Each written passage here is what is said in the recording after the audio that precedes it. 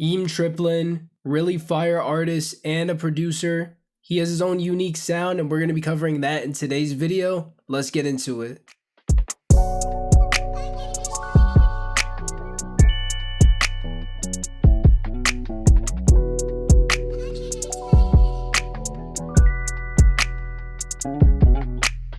So that's how the beat sounds, and we're just gonna start with the sample. Eem Triplin's sample style is really reminiscent of soul or lo-fi, and it usually has some type of vocals in it. The sample I got today is from the producer Gosha, shout out to him, go follow him, and this is how the sample sounds.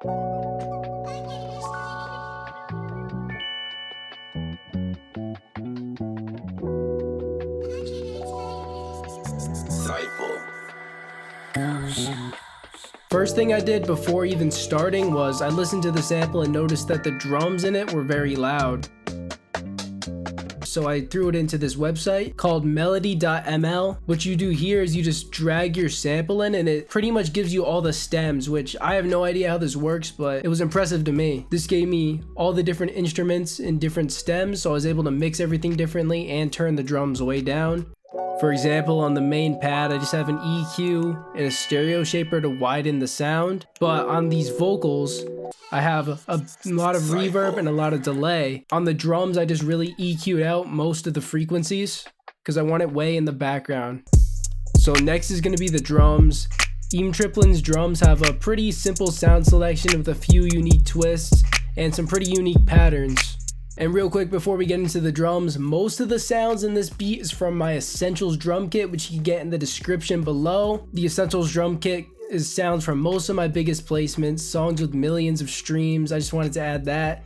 Feel free to cop in the description below. Thank you guys. In your typical trap beat, you have a clap or a snare. Eem Triplin usually uses a snap. Your hi-hats are going to use this almost drill-like pattern. You want to incorporate this a lot. I have it a few times throughout. And you also want to leave a lot of space. As you can see, there's a lot of empty spaces. For the kicks, I just based it off of the hat pattern, made sure it sounded good. There's not much to explain here.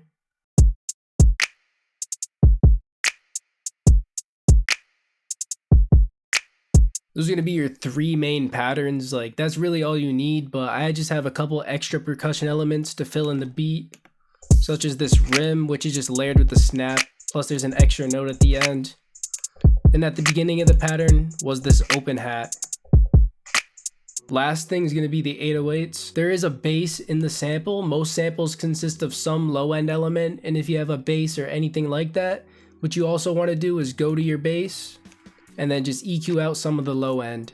That makes it so your bass doesn't clash with the 808. For the actual 808 pattern and sound selection, you want something pretty clean like this.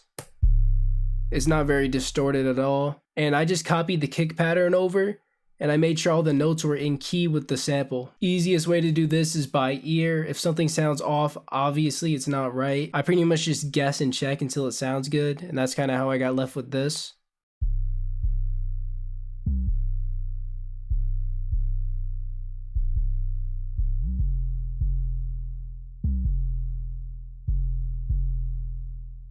At the end, there's a slide just to add something to it. All together, everything's gonna sound like this.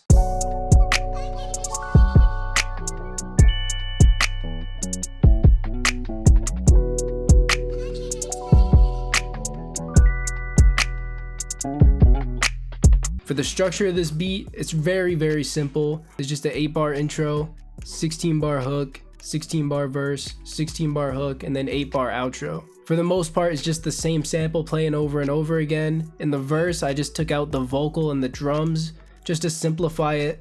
Typically, hook's gonna be the main biggest part of the beat. Verse is a little bit more simple and relaxed. In the first half of the hook, there's no 808s. Second half, I brought them in.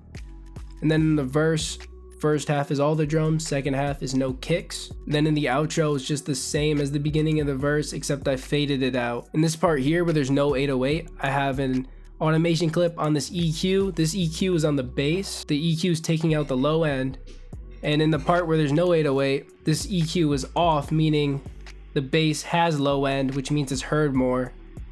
Then when the 808s come in, that automation clip comes in, which means the bass is kind of tucked into the background, letting the 808 have space to breathe. So that is going to be the full beat. If you guys enjoy this, be sure to leave a like and comment down below what artist you want to see me do in the next tutorial. Thank you guys for watching.